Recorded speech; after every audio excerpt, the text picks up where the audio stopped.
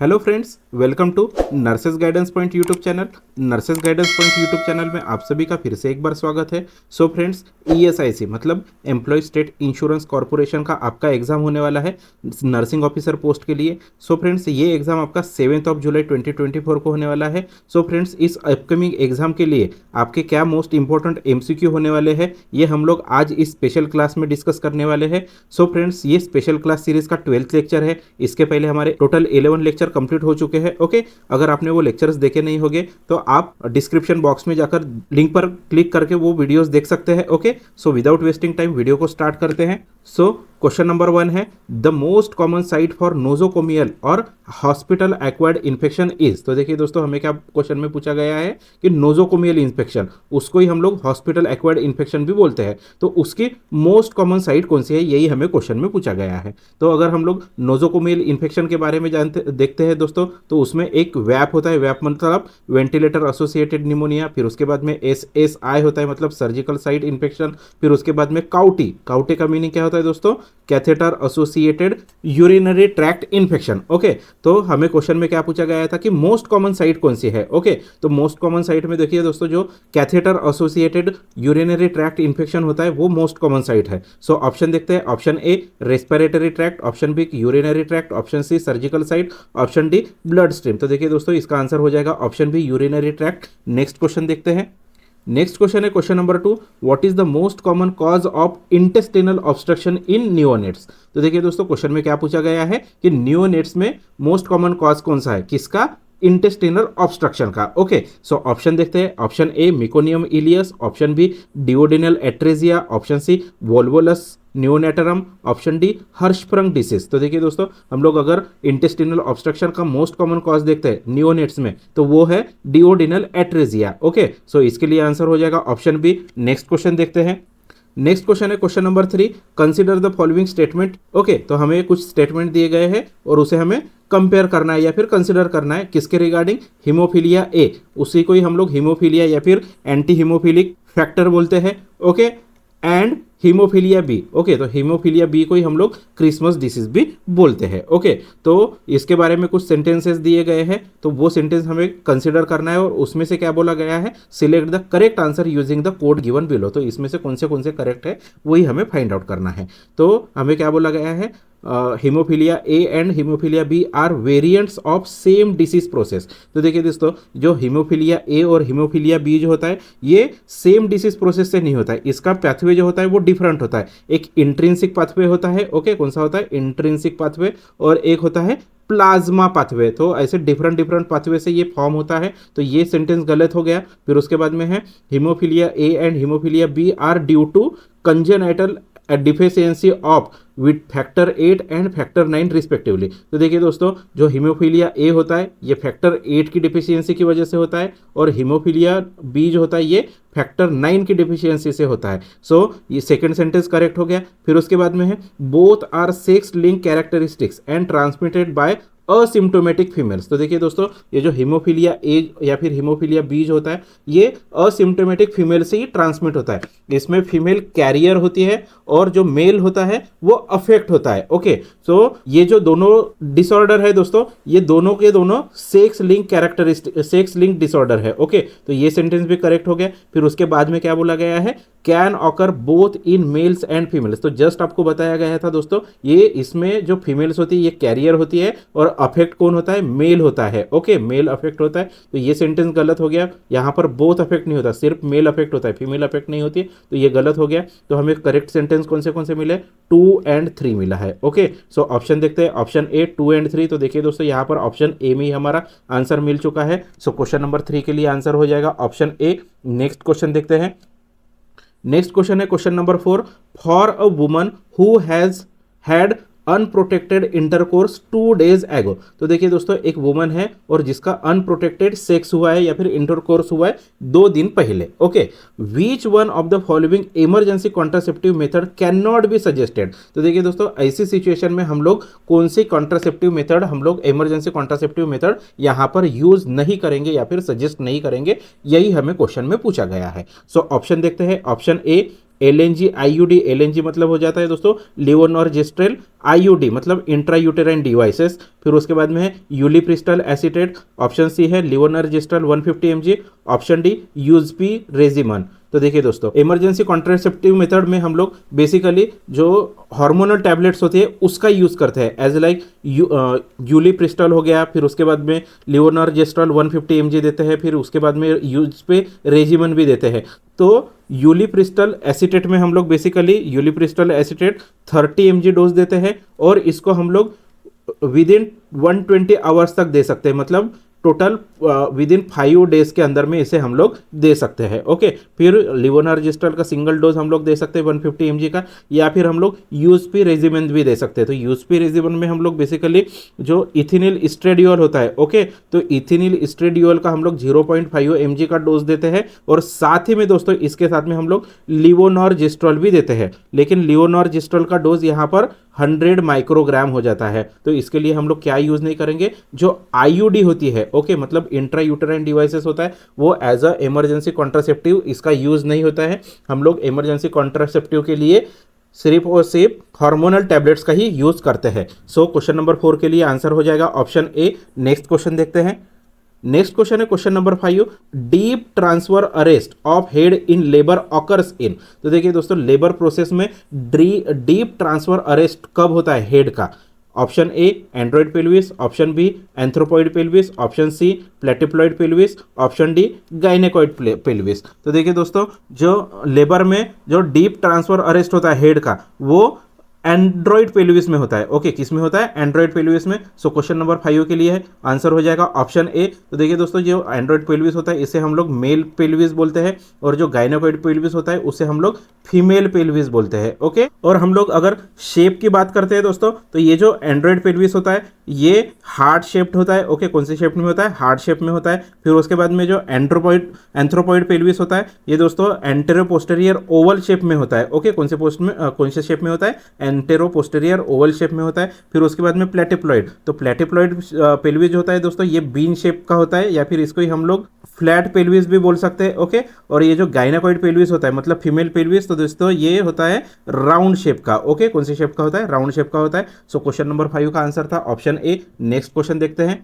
Next question है question number 6, the two important values necessary for describing the variation in a series of observation are। तो देखिए दोस्तों, ये statistic का question है। तो स्टैटिस्टिक के क्वेश्चन में हमें क्या पूछा गया है कि वेरिएशन को हमें डिस्क्राइब करना है, किसमें? सीरीज ऑफ ऑब्जर्वेशंस है। ओके, ऑब्जर्वेशन की सीरीज है, उसमें हमें वेरिएशन को डिस्क्राइब करना है। तो उसके लिए दो इंपॉर्टेंट वैल्यूज कौन सी रहेगी या फिर नेसेसरी है, यही हमें क्वेश्चन में पूछा गया है। Option A mean and standard deviation, option B mean and range, option C median and range, option D median and standard deviation. तो देखिए दोस्तों, अगर हमें सीरीज ऑफ ऑब्जर्वेशन में वेरिएशन डिस्क्राइब करना है तो उसके लिए हम लोग मीन एंड स्टैंडर्ड डेविएशन का यूज करते हैं। ओके, सो क्वेश्चन नंबर 6 के लिए आंसर हो जाएगा ऑप्शन ए। नेक्स्ट क्वेश्चन देखते हैं। नेक्स्ट क्वेश्चन है question number 7, the time period between entry of infective agent in a host and maximal infectivity of that host is. तो देखिए दोस्तों, हमें क्वेश्चन में क्या पूछा गया है कि इन्फेक्टिव एजेंट की होस्ट में एंट्री होती है और उसका पीक पीरियड मतलब मैक्सिमम इन्फेक्टिविटी का जो पीरियड होता है, ओके, एंट्री और मैक्सिमम इन्फेक्टिविटी के बीच का जो पीरियड होता है उसे हम लोग क्या बोलेंगे? सो ऑप्शन देखते हैं। Option A incubation period, option B series interval, option C generation time, option D period of communicability. तो देखिए दोस्तों, अगर इन्फेक्टिव एजेंट की होस्ट में एंट्री होती है और मैक्सिमल इन्फेक्टिविटी या फिर पीक इन्फेक्टिविटी का जो ड्यूरेशन होता है उसके बीच का जो ड्यूरेशन होता है उसको हम लोग जनरेशन टाइम बोलते हैं। ओके, उसे क्या बोलते हैं हम लोग? Generation time. तो क्वेश्चन नंबर 7 के लिए आंसर हो जाएगा ऑप्शन सी। और यहाँ पर दोस्तों हमें इनक्यूबेशन पीरियड दिखाई दे रहा है ऑप्शन में। तो इनक्यूबेशन का पीरियड क्या होता है? Entry of infective host. Okay, तो entry of infective agent in a host से लेकर जब फर्स्ट सिम्टम दिखाई देता है, ओके, फर्स्ट सिम्टम और एंट्री हो जाती है इन्फेक्टिव एजेंट की, जब होस्ट में एंट्री हो जाती है और फर्स्ट सिम्टम दिखाई देता है उसके बीच का जो पीरियड होता है उसे हम लोग इनक्यूबेशन पीरियड कहते हैं। लेकिन अगर एंट्री से लेकर मैक्सिमल इन्फेक्टिविटी के बीच का पीरियड पूछा जाता है तो उसका आंसर हो जाएगा generation time. Okay, so next question देखते हैं।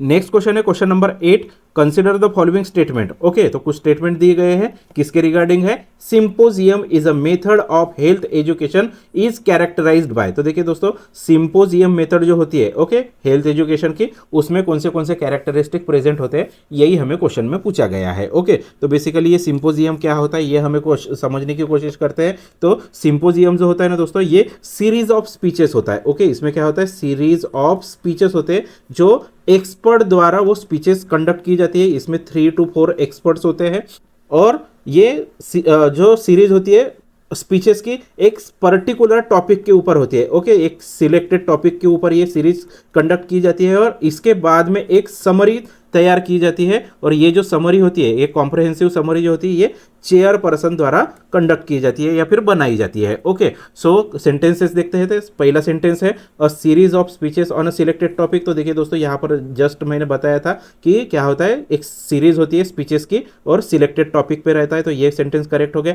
फिर उसके बाद में presentation of different aspect of the topic by 3 to 4 expert. तो जस्ट अभी डिस्कस किया था दोस्तों कि 3 से 4 एक्सपर्ट होते हैं और उनके द्वारा सीरीज ऑफ स्पीच कंडक्ट की जाती है। ओके, तो ये भी करेक्ट हो गया। फिर उसके बाद में है discussion among the symposium members. तो देखिए दोस्तों, जो सिंपोजियम मेंबर्स होते हैं, इसके बीच में किसी भी प्रकार का डिस्कशन नहीं होता है। ये जो मेथड होती है, डिस्कशन की जो मेथड होती है, ये पैनल डिस्कशन में होती है, ये सिंपोजियम में नहीं होती है। तो ये रॉन्ग हो गया। फिर उसके बाद में है the chair person making a comprehensive summary at the end of the session. तो जस्ट मैंने यहां पर बोला था दोस्तों कि चेयर पर्सन द्वारा एक कॉम्प्रहेंसिव समरी क्रिएट की जाती है। ओके, तो ये सेंटेंस भी करेक्ट हो गया। तो सेंटेंस कौन से करेक्ट है? फर्स्ट करेक्ट है, सेकंड करेक्ट है और फोर्थ करेक्ट है। ओके, सो ऑप्शन देखते हैं। ऑप्शन ए 2 and 3 ओनली, नहीं। ऑप्शन बी 1, 3 and 4 ओनली, नहीं। Option C 1, 2 and 4। तो देखिए दोस्तों, यहां पर हमारा आंसर मिल चुका है ऑप्शन सी में। सो क्वेश्चन नंबर 8 के लिए आंसर हो जाएगा ऑप्शन सी। नेक्स्ट क्वेश्चन देखते हैं। नेक्स्ट क्वेश्चन है question number 9, consider the following diseases. तो देखिए दोस्तों, कुछ डिसीजेज दिए गए हैं और उसे हमें क्या करना है? कंसिडर करना है। ओके, तो डिसीज कौन से हैं? Rift Valley fever, yellow fever, chikungunya fever, West Nile fever. और उसके बाद में क्या बोला गया है? Which of the above diseases are transmitted by Aedes mosquito. तो देखिए दोस्तों, इसमें से कौन से ऐसे डिसीजेस हैं जो एडिस मॉस्किटो से ट्रांसमिट होते हैं, यही हमें इसमें फाइंड आउट करना है। ओके, तो देखिए दोस्तों, ये जो रिफ्ट वैली फीवर होता है, ये एडिस मॉस्किटो से ट्रांसमिट होता है। फिर उसके बाद में येलो फीवर भी एडिस मॉस्किटो से ट्रांसमिट होता है। फिर उसके बाद में चिकनगुनिया, तो चिकनगुनिया जो होता है ना दोस्तों, ये भी एडिस मॉस्किटो से ट्रांसमिट होता है। फिर उसके बाद में है वेस्ट नाइल फीवर। तो देखिए दोस्तों, ये जो वेस्ट नाइल फीवर जो होता है ना, ये क्यूलेक्स मॉस्किटो से ट्रांसमिट होता है। तो ये गलत हो गया। तो करेक्ट कौन से 1, 2 and 3। सो ऑप्शन देखते हैं। Option A 1, 2 and 3। तो देखिए दोस्तों, यहाँ पर हमें ऑप्शन ए में ही हमारा आंसर मिल चुका है। सो क्वेश्चन नंबर 9 के लिए आंसर क्या हो जाएगा? ऑप्शन ए। और देखिए दोस्तों, अगर एडिस मॉस्किटो की बात करते हैं तो rift Valley fever, yellow fever, chikungunya fever, इसके अलावा भी डेंगू फीवर हो गया। ओके, डेंगू फीवर एवं झीका फीवर भी हो गया। तो एडिस मॉस्किटो से ये ट्रांसमिट होता है। ओके, सो नेक्स्ट क्वेश्चन देखते हैं। नेक्स्ट क्वेश्चन है question number 10, consider the following statement. Okay, तो कुछ स्टेटमेंट दिए गए हैं और उसमें क्या बोला गया है? Prophylactic disinfection includes. तो कौन से स्टेटमेंट ऐसे हैं जिसमें हम लोग प्रोफाइलैक्टिक डिसइंफेक्शन करते हैं? ओके, सो पहला सेंटेंस है disinfection of urine specimen of a patient with enteric fever. फिर उसके बाद में है पॉस्चराइजेशन ऑफ मिल्क। फिर उसके बाद में है डिसइंफेक्शन ऑफ कंटेमिनेटेड लिनन। फिर उसके बाद में disinfection of water by chlorine. तो उसमें क्या बोला गया है? Which of this statement are correct. तो इसमें से कौन से स्टेटमेंट करेक्ट है, यही हमें। तो देखिए दोस्तों, जो disinfection of urine specimen of a patient with enteric fever, तो एंटेरिक फीवर के पेशेंट का हम लोग यूरिन का डिसइंफेक्शन नहीं करते हैं, तो ये गलत हो गया। फिर उसके बाद में पास्चुराइजेशन ऑफ मिल्क, तो हम लोग हमेशा मिल्क का पास्चुराइजेशन करते हैं क्योंकि इससे बोवाइन ट्यूबरकुलोसिस होने के चांसेस होते हैं दोस्तों। मिल्क की वजह से, कंटेमिनेटेड मिल्क की वजह से बोवाइन ट्यूबरकुलोसिस होने के चांसेस होते हैं, उसकी वजह से हमें उसे पहले पास्चुराइजेशन करना पड़ता है। तो ये करेक्ट हो गया। फिर उसके बाद में disinfection of the contaminated linen. तो देखिए दोस्तों, अगर लिनन अगर कंटेमिनेटेड है तो उसे हम लोग डिसइंफेक्ट करते हैं क्या? नहीं, ऐसा सच कुछ मेथड करते नहीं है। ओके, उसको हम लोग जस्ट वॉश करते हैं और सनलाइट में वगैरह उसको ड्राई करते हैं। ओके, उसका स्पेसिफिक ऐसा कुछ डिसइंफेक्शन नहीं करते हैं। फिर उसके बाद में disinfection of water by chlorine. तो देखिए दोस्तों, ये क्लोरीन से हम लोग वाटर का डिसइंफेक्शन करते हैं। ओके, तो ये मेथड अभी तो एट प्रेजेंट तो बहुत रेयरली यूज होता है, लेकिन ये भी एक मेथड है डिसइंफेक्शन का, वाटर डिसइंफेक्शन का। ओके, सो ये करेक्ट भी, ये सेंटेंस भी करेक्ट हो जाएगा। तो सेंटेंस कौन से करेक्ट मिले, 2 and 4। ओके, तो ऑप्शन देखते हैं। ऑप्शन ए 1 2 and 3, 1 2 3 and 4 नहीं। Option B 2 and 4 only. तो देखिए दोस्तों, यहाँ पर हमें ऑप्शन बी में हमारा आंसर मिल चुका है। सो क्वेश्चन नंबर 10 के लिए आंसर हो जाएगा ऑप्शन बी। नेक्स्ट क्वेश्चन देखते हैं। नेक्स्ट क्वेश्चन है question number 11, consider the following statement. तो देखिए दोस्तों, कुछ दो स्टेटमेंट्स दिए गए हैं, उसे हमें कंसिडर करना है। और उसमें से क्या बोला गया है, which of this statement is are correct. तो इसमें से कौन से स्टेटमेंट करेक्ट है, एक करेक्ट रह सकता है या फिर दोनों करेक्ट रह सकते हैं या फिर दोनों भी रॉन्ग हो सकते हैं। तो उसमें से हमें क्या है वो फाइंड आउट करना है। ओके, सो पहला सेंटेंस क्या है, registration of birth even if the child is born in hospital is essentially the responsibility of parents only। तो देखिए दोस्तों, चाइल्ड का बर्थ अगर हॉस्पिटल में होता है तो उसके रजिस्ट्रेशन की जो रिस्पॉन्सिबिलिटी होती है वो अकेले पेरेंट्स की नहीं होती है दोस्तों। ओके, उसमें कोई भी मतलब फैमिली मेंबर जाके उसमें रजिस्ट्रेशन करके आ सकता है, इवन हॉस्पिटल वाले भी इन्फॉर्म करते हैं। तो अकेले पेरेंट्स की उसमें रिस्पॉन्सिबिलिटी नहीं है, तो ये गलत हो गया। फिर उसके बाद में है at present the registration of the birth has to be done not more than 15 days after the birth. तो देखिए दोस्तों, ये जो हम लोग रजिस्ट्रेशन करते हैं आफ्टर बर्थ, तो ये हम लोग इसके लिए हमें 21 डेज का टाइम मिलता है। ओके, कितने डेज का टाइम मिलता है, 21 डेज का। लेकिन सेंटेंस में 15 डेज बोला है, तो ये भी गलत हो गया। तो दोनों भी सेंटेंस गलत है दोस्तों। ओके, तो ऑप्शन देखते हैं। ऑप्शन ए 1 ओनली नहीं, ऑप्शन बी 2 ओनली नहीं, ऑप्शन सी बोथ 1 and 2। तो देखिए दोस्तों, ये दोनों भी करेक्ट नहीं है, तो ये भी गलत हो गया। फिर नाइदर 1 और 2। ओके, सो क्वेश्चन नंबर 11 के लिए आंसर क्या हो जाएगा, ऑप्शन डी नाइदर 1 और 2। ओके, सो नेक्स्ट क्वेश्चन देखते हैं। नेक्स्ट क्वेश्चन है question number 12, the most sensitive indicator of health status in a community is the. तो देखिए दोस्तों, हमें क्वेश्चन में क्या बोला गया है कि कम्युनिटी के में हेल्थ स्टेटस हमें असेस करना है, तो उसका मोस्ट सेंसिटिव इंडिकेटर क्या हो सकता है। Option A crude death rate, option B maternity mortality rate, option C infant mortality rate, option D child mortality rate. तो देखिए दोस्तों, अगर हम लोग कम्युनिटी में हेल्थ स्टेटस की बात करते हैं और उसमें अगर मोस्ट सेंसिटिव इंडिकेटर की बात करते हैं तो वो है infant mortality rate. Okay, so question number 12 के लिए आंसर क्या हो जाएगा, ऑप्शन सी। और हमें अगर क्वेश्चन में पूछा जाता है कि इन्फेंट मॉर्टेलिटी रेट कैसे काउंट किया जाता है, तो इन्फेंट मॉर्टेलिटी रेट के लिए number of death below 1 year of age, okay, upon number of birth in 1 year। Okay, वो एक साल में कितने, एक साल के कम बच्चों की डेथ हुए डिवाइडेड बाय एक साल में कितने बच्चों का बर्थ हुआ है। ओके, और उसके मल्टीपल में हमें 1000 रखना होता है। ओके, इंटू 1000 कर देंगे, तो ये हमारा फॉर्मूला हो गया। और मोस्ट सेंसिटिव इंडिकेटर क्या है, infant mortality rate. Next question देखते हैं। नेक्स्ट क्वेश्चन है question number 13, कीमोप्रोफाइलैक्सिस is an example of. Okay, तो क्वेश्चन में क्या बोला गया है कि कीमोप्रोफाइलैक्सिस किसका एग्जांपल है।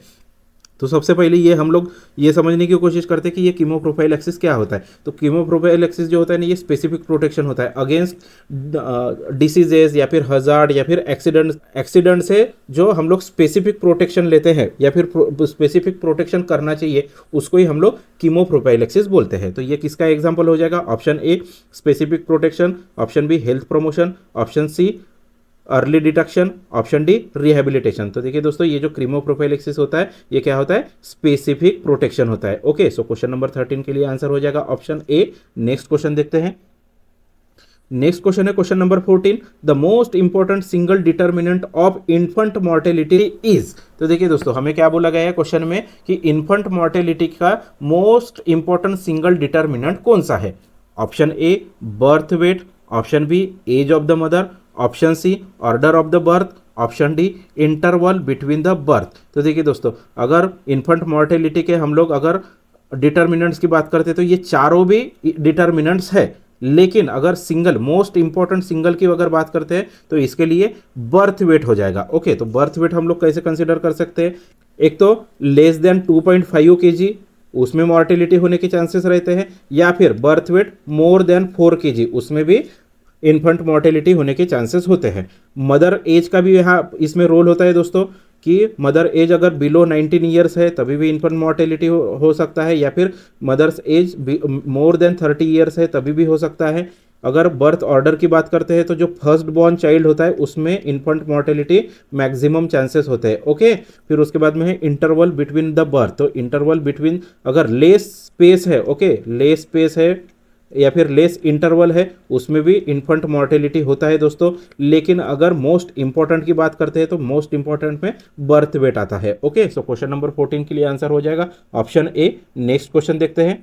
नेक्स्ट क्वेश्चन है question number 15, the immunoglobulin that can be transported across the placenta includes. तो देखिए दोस्तों, जो ऐसा कौन सा इम्यूनोग्लोबुलिन है जो प्लासेंटा को क्रॉस कर लेता है, यही हमें क्वेश्चन में पूछा गया है। Option A IgG only, option B IgA only, option C both IgG and IgA, option D neither IgG nor IgA. तो देखिए दोस्तों, जो प्लासेंटा होता है, प्लासेंटा को सिंगल एक ही इम्यूनोग्लोबुलिन है जो क्रॉस कर सकता है और वो इम्यूनोग्लोबुलिन होता है दोस्तों आईजीजी। ओके, कौन सा इम्यूनोग्लोबुलिन क्रॉस कर सकता है? आईजीजी इम्यूनोग्लोबुलिन क्रॉस कर सकता है। ओके, और ये आईजीजी इम्यूनोग्लोबुलिन अगर क्रॉस करता है तो इससे पैसिव इम्यूनिटी मिलती है। ओके, कौन सी इम्यूनिटी मिलती है? इससे पैसिव इम्यूनिटी मिलती है। सो इस क्वेश्चन का आंसर क्या हो जाएगा? Option A IgG only. Okay, और दोस्तों ये आईजीए जो होता है ना, ये टीयर हो गया या फिर ब्रेस्ट मिल्क हो गया या फिर जो प्लाज्मा हो गया, ओके, बॉडी फ्लूइड्स हो गए, इसमें प्रेजेंट होता है। ओके, आईजीए किस में प्रेजेंट होता है? टीयर, ब्रेस्ट या फिर बॉडी फ्लूइड्स में प्रेजेंट होता है। Okay okay, so next question देखते हैं। सो नेक्स्ट क्वेश्चन है question number 16, the consider the following statement. तो देखिए दोस्तों, कुछ स्टेटमेंट दिए गए हैं 1 और 2, फिर उसके बाद में क्या बोला गया है? Which of this statement is are correct. तो कौन से स्टेटमेंट करेक्ट है यही हमें फाइंड आउट करना है। तो पहला सेंटेंस क्या है? The duration of immunity is longer when live vaccine is administered as compare to the administration of killed vaccine. तो देखिए दोस्तों, क्या बोला गया है सेंटेंस 1 में? लाइव वैक्सीन की जो इम्यूनिटी होती है वो कील्ड वैक्सीन से ज़्यादा होती है, उसका ड्यूरेशन जो होता है वो ज़्यादा होता है। फिर उसके बाद में सेकंड सेंटेंस क्या है? In case of killed vaccine single dose is sufficient whereas the multiple doses are always required in the case of live vaccine. तो देखिए दोस्तों, सेकंड सेंटेंस में क्या बोला गया है कि जो कील्ड वैक्सीन का हमें सिंगल डोज भी सफिशिएंट हो जाता है, लेकिन अगर लाइव वैक्सीन है तो उसके हमें मल्टीपल डोजेस देना पड़ता है, क्या ऐसे बोला गया है। ओके, तो देखिए दोस्तों, ये इसमें जो सेंटेंस 1 है ये करेक्ट है। मतलब इसमें जो लाइव वैक्सीन होती है उसकी जो इम्यूनिटी होती है, ड्यूरेशन, इम्यूनिटी का जो ड्यूरेशन होता है वो कील्ड वैक्सीन से ज़्यादा होता है। लेकिन जो सेकंड सेंटेंस में बोला गया है कि कील्ड वैक्सीन का सिंगल डोज सफिशिएंट होता है और लाइव वैक्सीन का मल्टीपल डोज देना पड़ता है, तो ये गलत हो गया दोस्तों। तो इसके लिए आंसर क्या हो जाएगा? 1 ओनली हो जाएगा। ओके, सो ऑप्शन देखते हैं, ऑप्शन ए 1 ओनली। तो देखिए दोस्तों, यहाँ पर हमें आंसर मिल चुका है। क्वेश्चन नंबर 16 का आंसर क्या हो जाएगा? ऑप्शन ए। नेक्स्ट क्वेश्चन देखते हैं। नेक्स्ट क्वेश्चन है question number 17, match list 1 with list 2 and select the correct answer using the code given below list. तो देखिए दोस्तों, हमें क्वेश्चन में क्या बोला गया है? लिस्ट 1 को हमें लिस्ट 2 से मैच करना है और हमें कोड फाइंड आउट करना है। ओके, ये जो नीचे कोड दिए गए हैं उसमें से कोड फाइंड आउट करना है। तो लिस्ट 1 में कुछ डिसीजेस के नाम दिए गए हैं और लिस्ट 2 में उसका इंक्यूबेशन पीरियड कौन सा होता है वही हमें फाइंड आउट करना है। ओके, सो मीजल्स, फिर उसके बाद में क्या है? डिप्थेरिया, फिर हिपेटाइटिस ए, फिर हिपेटाइटिस बी। ओके, तो मीजल्स जो होता है ना दोस्तों, इसका 10 to 14 डेज का इनक्यूबेशन पीरियड होता है। ओके, तो 10 to 14 डेज हमें कहाँ दिखाई दे रहा है? ये 6 to 6 मंथ हो गया। फिर 15 to 50 डेज, फिर उसके बाद में 10 to 14 डेज और 2 to 6 डेज। तो देखिए दोस्तों, यहाँ पर हमें 10 to 14 डेज दिखाई दे रहा है, तो ये किसका हो जाएगा? मीजल्स के लिए। मतलब ए के लिए कोड हो जाएगा 3। फिर उसके बाद में डिप्थेरिया, तो डिप्थेरिया का जो इंक्यूबेशन पीरियड होता है ना दोस्तों, ये 2 to 6 डेज का होता है। तो डिप्थेरिया के लिए मतलब बी के लिए कोड क्या हो जाएगा? 4 हो जाएगा। फिर उसके बाद में है हिपेटाइटिस ए, तो हिपेटाइटिस ए का जो इंक्यूबेशन पीरियड होता है वो दोस्तों 15 to 50 डेज का होता है। ओके, कितना होता है? 15 to 50 डेज का लिए। तो सी के लिए कोड 2 हो जाएगा। फिर उसके बाद में डी और हिपेटाइटिस बी, तो हिपेटाइटिस बी जो होता है वो 6 वीक टू 6 मंथ का उसका इंक्यूबेशन पीरियड होता है, तो इसके लिए कोड हो जाएगा 1। ओके, तो कोड कौन से मिले? 3 4 2 1। ओके, सो ऑप्शन देखते हैं। ऑप्शन ए 3 4 1 2 है, नहीं दोस्तों ये गलत हो गया। फिर उसके बाद में 4 3 2 1, ये भी गलत है। फिर उसके बाद में 4312, ये भी गलत है दोस्तों। फिर उसके बाद में आंसर क्या हो जाएगा इसका, ऑप्शन डी हो जाएगा 3421। ओके, सो क्वेश्चन नंबर 17 का आंसर है ऑप्शन डी। नेक्स्ट क्वेश्चन देखते हैं। नेक्स्ट क्वेश्चन है question number 18, throat swab positive and Schick test negative indicate that the person is. तो देखिए दोस्तों, हम लोग शीक टेस्ट जो होती है ये डिप्थेरिया में करते हैं। ओके, अगर थ्रोट स्वैप पॉजिटिव आ रहा है लेकिन शीक टेस्ट अगर निगेटिव आ रही है तो उसमें क्या हो सकता है, यही हमें क्वेश्चन में पूछा गया है। सो ऑप्शन देखते हैं। Option A, suffering from the diphtheria.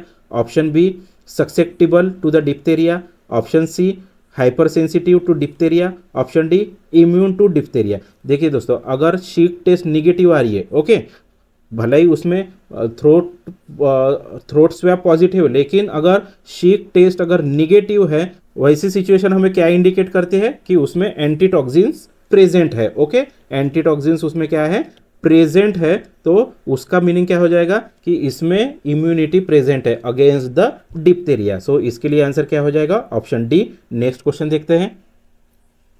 Next question है question number 19, influenza vaccine is recommended for.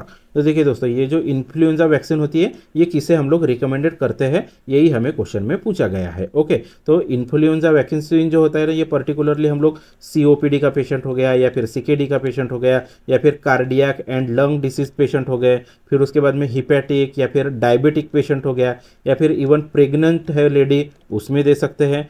जो हेल्थ केयर मेंबर्स होते हैं या फिर हेल्थ केयर प्रोवाइडर्स होते हैं, उसको भी हम लोग इन्फ्लुएंजा वैक्सीन प्रोवाइड करते हैं। फिर उसके बाद में चाइल्ड को भी हम लोग दे सकते हैं, लेकिन चाइल्ड की एज अगर बिलो 5 ईयर्स है तब हम लोग इन्फ्लुएंजा वैक्सीन देते हैं। या फिर इवन हम लोग अडल्ट में भी देते हैं, लेकिन अडल्ट की एज अगर मोर देन 50 ईयर्स है वो कंडीशन में देते हैं। रेस्पिरेटरी प्रॉब्लम्स है पेशेंट को तब देते हैं। या फिर अगर पेशेंट इम्यूनो कॉम्प्रेस्ड है, ओके, इम्यूनो कॉम्प्रेस्ड है, एज लाइक पेशेंट को अगर HIV इन्फेक्शन है या फिर SLE है, ओके, सिस्टेमिक ल्यूपस इरिथ्रोमेटस है, तो ऐसी सिचुएशन में हम लोग इन्फ्लुएंजा वैक्सीन देते हैं। सो देखते हैं सेंटेंस कौन से है। तो यहाँ पर पहला क्या है, एल्डरली। ओके, तो हम लोग एल्डरली में देते हैं क्या, हाँ देंगे। देखिए दोस्तों, यहाँ पर जस्ट बोला था मैंने कि अडल्ट अगर मोर देन 50 ईयर्स का है तो उसमें दे सकते हैं। फिर उसके बाद में क्या है, person with underlying chronic diseases. तो देखिए दोस्तों, अगर CKD हो गया या फिर COPD जैसे क्रोनिक डिसीजेज है तो वैसे सिचुएशन में भी हम लोग दे सकते हैं।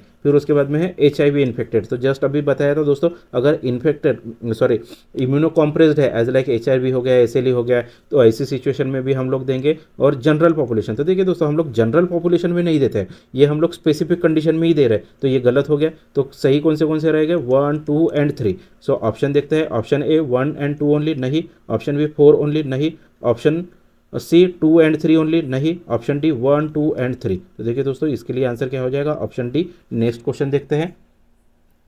नेक्स्ट क्वेश्चन है question number 20, for adolescent what is the weekly iron and folic acid supplementation dose. तो देखिए दोस्तों, अगर अडोलसेंट है और उसमें अगर हमें आयरन और फॉलिक एसिड का सप्लीमेंटेशन देना है तो उसका पर्टिकुलर डोज क्या रहेगा, यही हमें क्वेश्चन में पूछा गया है। ओके, सो ऑप्शन देखते हैं। Option A 60 mg elemental iron and 400 microgram folic acid.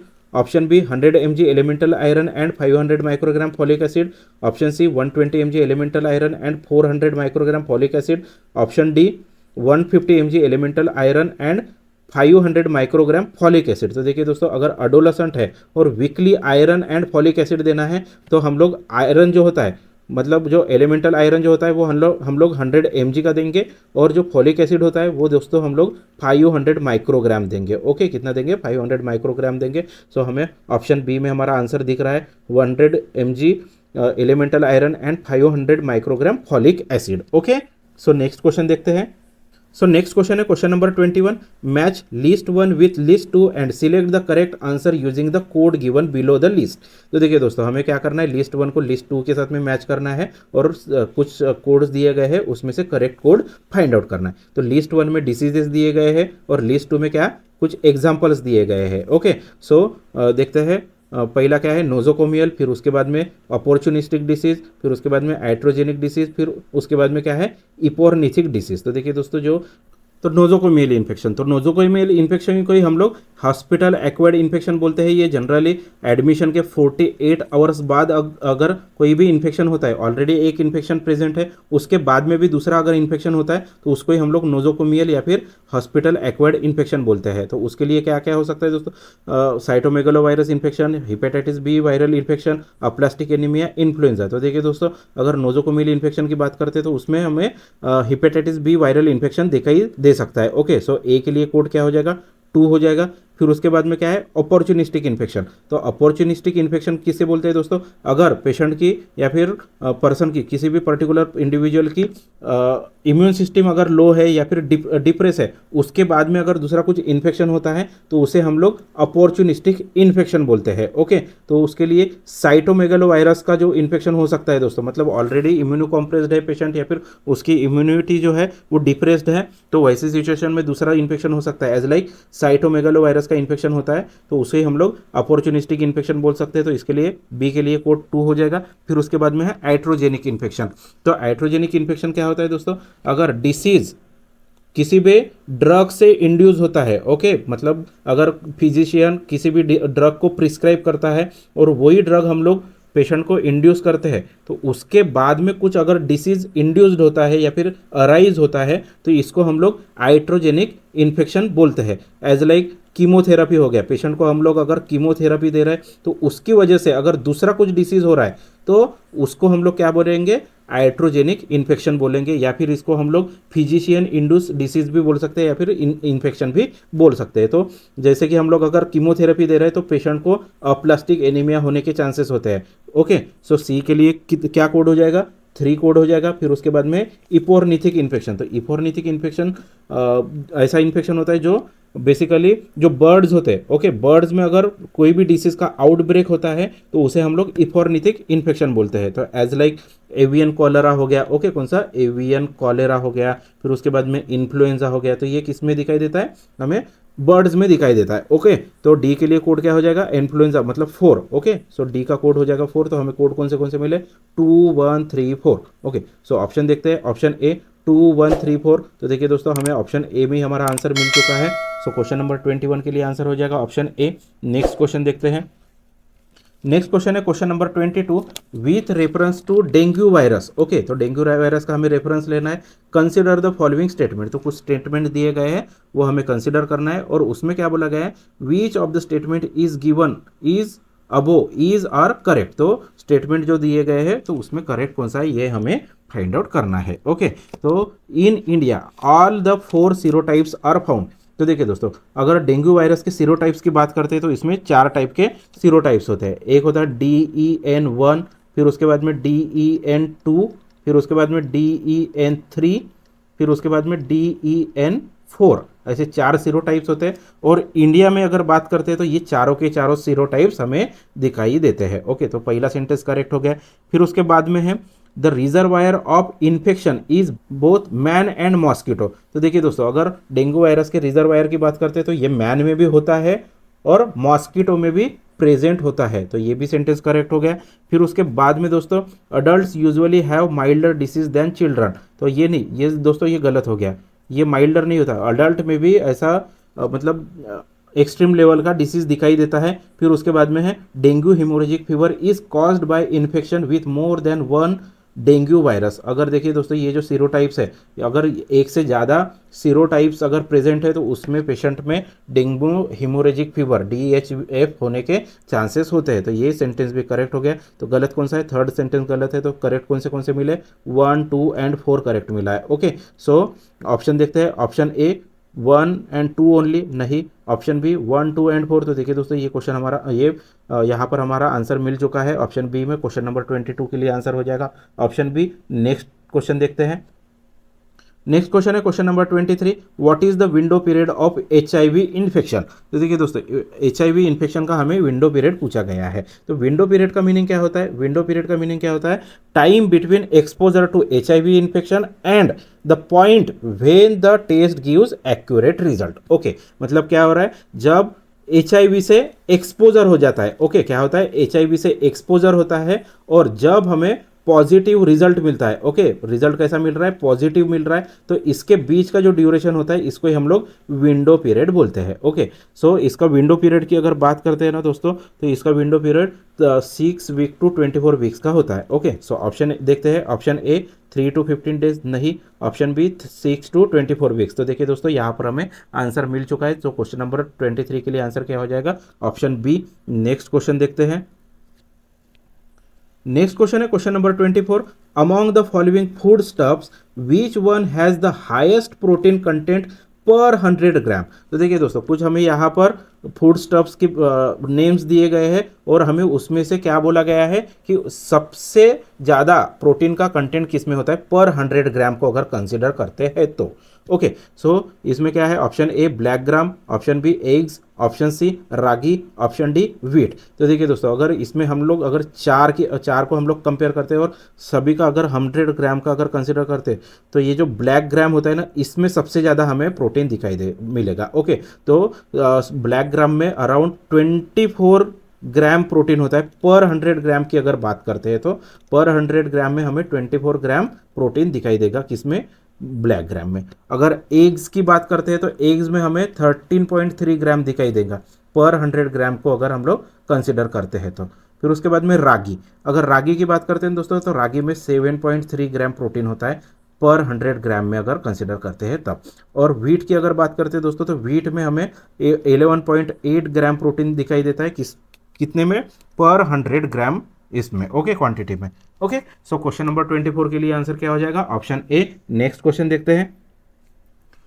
Next question है question number 25, consider the following statement. तो देखिए दोस्तों ये दो स्टेटमेंट्स दिए गए हैं और उसमें से क्या बोला गया है, which of the statement is given above is are correct. तो ऊपर दिए गए सेंटेंस में कौन सा करेक्ट है यही हमें फाइंड आउट करना है। ओके, सो पहला सेंटेंस क्या है, carbon dioxide is the safest gas for creating pneumoperitoneum in operative laparoscopy. तो देखिए दोस्तों हमें अगर ऑपरेटिव लेप्रोस्कोपी करना है तो उसके लिए हम लोग कार्बन डाइऑक्साइड का यूज़ करते हैं, क्योंकि ये सेफेस्ट गैस होती है किसमें, for creating pneumoperitoneum in operative laparoscopy. तो देखिए दोस्तों हम लोग ऑलवेज CO2 गैस का यूज़ करते हैं। तो CO2 गैस का यूज़ क्यों करते हैं, एक तो CO2 गैस का अगर हम लोग डिफ्यूजन अगर देखते हैं तो ये इसका डिफ्यूजन बहुत हाई होता है दोस्तों, ब्लड में हाईली सोलूबल रहता है। ओके, और रैपिडली क्लियर भी होता है, हमारी बॉडी से ये रैपिडली क्लियर हो जाता है, ब्लड में हाईली सोलूबल होता है और टिश्यू में भी हाईली सोलूबल होता है। इसका जो डिफ्यूजन कोएफिशिएंट जो होता है वो हाई होता है।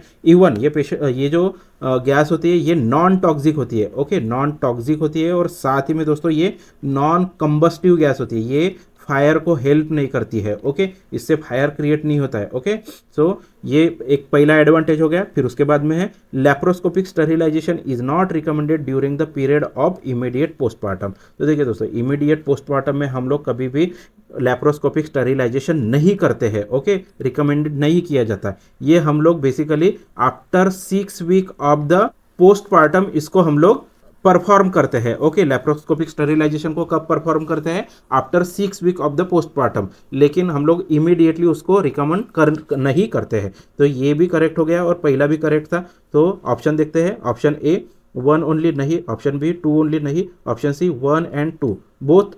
तो इसके लिए आंसर क्या हो जाएगा, ऑप्शन सी। नेक्स्ट क्वेश्चन देखते हैं।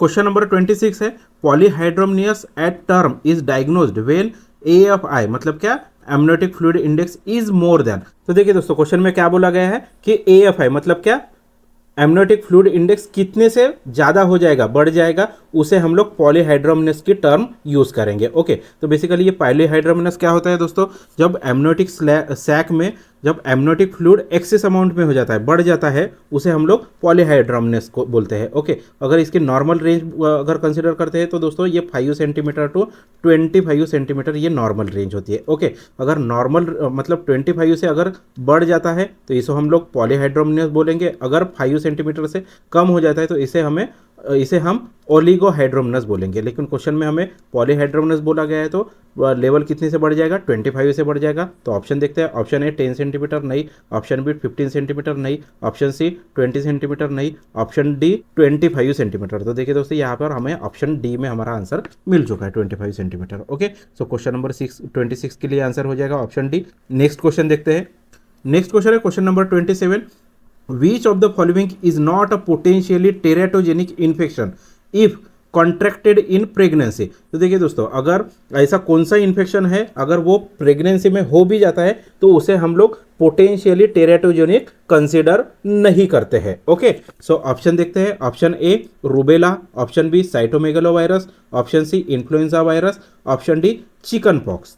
तो देखिए दोस्तों, अगर ये रूबेला वायरस, ओके, तो रूबेला वायरस का अगर इन्फेक्शन हो जाता है तो ये टेरेटोजेनिक होता है दोस्तों। इसमें स्टील बर्थ होने के चांसेस होते हैं, या फिर मिस कैरेज होने के चांसेस होते हैं, या फिर बच्चे में डेफनेस होने के चांसेस रहते हैं, या फिर इवन पेशेंट बच्चे में कैटेरैक्ट होने के भी चांसेस रहते हैं, इवन पेशेंट में हार्ट डिसीज या फिर LBW होने के मतलब लो बर्थ वेट बेबी होने के चांसेस रहते हैं, या फिर मेंटल रिटार्डेशन भी होने के चांसेस रहते हैं। तो ये टेरेटोजेनिक है।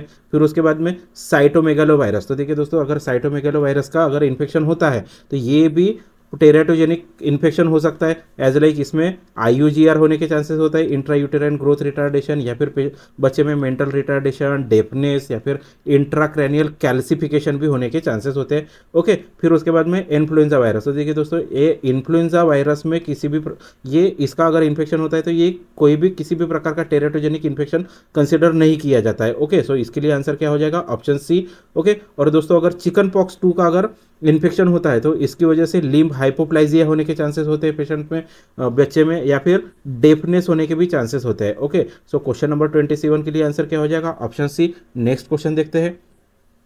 नेक्स्ट क्वेश्चन है question number 28, active management of third stage of labour includes the following except. तो देखिए दोस्तों, हमें क्वेश्चन में क्या पूछा गया है कि थर्ड स्टेज ऑफ लेबर में हम लोग एक्टिव मैनेजमेंट में कौन सी चीज़ें नहीं करेंगे, वही हमें फाइंड आउट करना है। तो देखिए दोस्तों, 4 ऑप्शन में 3 चीज़ें हम लोग करेंगे, एक चीज़ नहीं करेंगे। जो नहीं करना है वही हमें फाइंड आउट करना है। Okay, so option A injection oxytocin 10 unit intramuscularly, option B controlled cord traction, option C uterine massage, option D injection oxytocin 10 international unit intravenously. तो देखिए दोस्तों, अगर थर्ड स्टेज ऑफ लेबर हमें मैनेज करना है, actively manage करना है, तो उसके लिए हम लोग ऑक्सीटोसिन 10 यूनिट इंट्रामस्कुलरली दे सकते हैं, तो ये करेंगे। फिर उसके बाद में कंट्रोल कॉर्ड ट्रैक्शन भी करते हैं दोस्तों। कंट्रोल कॉर्ड ट्रैक्शन क्यों करते हैं?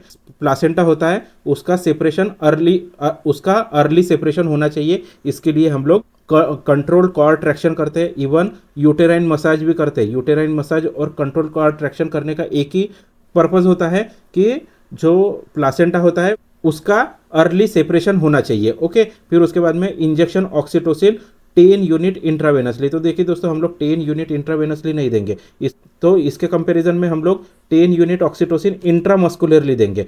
देखिए क्यों देंगे इंट्रामस्कुलरली? क्योंकि अगर हम लोग इंट्रामस्कुलरली इंजेक्शन देते हैं तो इसकी जो एक्शन रहेगी वो हमें 3 to 7 मिनट्स में ही दिखाई देंगी। ओके, लेकिन अगर हम लोग इंट्रावेनस देते हैं तो इसके एक्शन हमें 3 to 60 मिनट में दिखाई देंगे। ओके, जो यूटेरस के ऊपर इफेक्ट जो रहेगा वो 30 to 60 मिनट में दिखाई देगा अगर हम लोग इंट्रावेनसली देते हैं। अगर हम लोग इंट्रामस्कुलरली देते हैं तो वैसी सिचुएशन में हमें 3 to 7 मिनट में यूटेरस के ऊपर इफेक्ट दिखाई देगा। इसके लिए हम लोग इंट्रामस्कुलरली प्रीफर करते हैं। ओके, तो हम लोग इंट्रावेनस नहीं देंगे। सो क्वेश्चन नंबर 28 के लिए आंसर क्या हो जाएगा? Option D. नेक्स्ट क्वेश्चन देखते हैं। नेक्स्ट क्वेश्चन है question number 29, which of the following suture material has the least tissue reaction. तो देखिए दोस्तों, ऐसा कौन सा सुचर मटेरियल है जिसमें लीस्ट टिश्यू रिएक्शन है, यही हमें फाइंड आउट करना है। ओके, तो ऑप्शन देखते हैं। ऑप्शन ए कॉटन और linen, option B stainless steel, option C chromic catgut, option D silk. तो देखिए दोस्तों, हमें क्वेश्चन में लीस्ट टिश्यू रिएक्शन बोला है, तो लीस्ट टिश्यू रिएक्शन में हमें स्टेनलेस स्टील सुचर में हमें लीस्ट टिश्यू रिएक्शन दिखाई देगा। ओके, सो क्वेश्चन नंबर 29 के लिए आंसर हो जाएगा ऑप्शन बी। तो दोस्तों, स्टील सुचर में सबसे कम रिएक्शन दिखाई देता है, उससे थोड़ी ज़्यादा जो रिएक्शन होती है दोस्तों, ये हमें क्रोमिक कैटगट या फिर जो प्लेन कैटगट है उसमें दिखाई देता है, और उससे भी ज़्यादा रिएक्शन जो होती है ना दोस्तों, ये हमें लिनन सुचर में दिखाई देता है। ओके, कौन सी? इसमें कॉटन या फिर जो लिनन सुचर होते हैं इसमें सबसे ज़्यादा हमें टिश्यू रिएक्शन दिखाई देता है। ओके, सो क्वेश्चन नंबर 29 के लिए आंसर हो जाएगा ऑप्शन बी। नेक्स्ट क्वेश्चन देखते हैं। नेक्स्ट क्वेश्चन है question number 30, menopause is associated with the following except. तो देखिए दोस्तों, हमें क्वेश्चन में क्या बोला गया है कि मिनोपॉज जो होता है वो किससे एसोसिएटेड नहीं होता है। सो ऑप्शन देखते हैं। Option A osteoporosis, option B ischaemic heart disease, option C loss of libido, option D delusion. Okay, तो देखिए दोस्तों, अगर हम लोग मेनोपॉज की बात करते हैं तो मेनोपॉज में हमें कभी डिलोजन नहीं दिखाई देता है। ओके, सो क्वेश्चन नंबर 30 के लिए आंसर क्या हो जाएगा, ऑप्शन डी। तो देखिए दोस्तों, जो मेनोपॉज होता है, मेनोपॉज में जो ईस्ट्रोजन एंड प्रोजेस्टेरॉन का जो लेवल होता है, ओके, ईस्ट्रोजन एंड प्रोजेस्टेरॉन का जो लेवल होता है वो डिक्रीज हो जाता है, जिसकी वजह से पेशेंट में ऑस्टियोपोरोसिस हो जाता है। ओके, फिर उसके बाद में इस्चेमिक हार्ट डिसीज, देखिए दोस्तों मेनोपॉज में वही सेम रीज़न है कि ईस्ट्रोजन और प्रोजेस्टेरॉन का जो लेवल होता है डिक्रीज होता है, तो उसकी वजह से पेशेंट में इस्चेमिक हार्ट डिसीज भी होने के चांसेस रहते हैं, और ईस्ट्रोजन के डिक्रीज होने की वजह से पेशेंट में लॉस ऑफ लिबिडो भी प्रेजेंट होता है, लेकिन मेनोपॉज में हमें डिल्यूजन कभी दिखाई नहीं देता है। ओके, सो क्वेश्चन नंबर 30 के लिए आंसर हो जाएगा option D. Okay, so friends, इस टाइप से हमने टोटल इस वीडियो में टोटल 30 क्वेश्चंस कवर किए हैं। दोस्तों ये वीडियो कैसे लगा ये हमें कमेंट बॉक्स में जरूर बताता है। अगर दोस्तों ये वीडियो पसंद आया होगा तो वीडियो को लाइक करो, साथ ही में दोस्तों ये वीडियो आपके बाकी साथियों को भी शेयर करो। ओके, और साथ ही में दोस्तों nurses guidance point YouTube channel को भी सब्सक्राइब करो। दोस्तों चैनल सब्सक्राइब करने के बाद में बेल आइकन को प्रेस करना ना भूलिए, ताकि आने वाली सभी वीडियो की नोटिफिकेशन आप तक इजीली पहुंच सके। ओके, और दोस्तों अगर आपको इस क्वेश्चंस का पीडीएफ चाहिए होगा तो आपको हमारे टेलीग्राम ग्रुप से ज्वाइन होना पड़ेगा। टेलीग्राम ग्रुप की लिंक ऑलरेडी डिस्क्रिप्शन बॉक्स में प्रोवाइड की गई है। ओके, दी गई लिंक पर आप क्लिक करके टेलीग्राम ग्रुप से ज्वाइन होकर ये पीडीएफ आप वहाँ से डाउनलोड कर सकते हैं। ओके, सो मिलते हैं दोस्तों नेक्स्ट वीडियो में नेक्स्ट पार्ट के साथ में, तब तक के लिए जय हिंद जय भारत।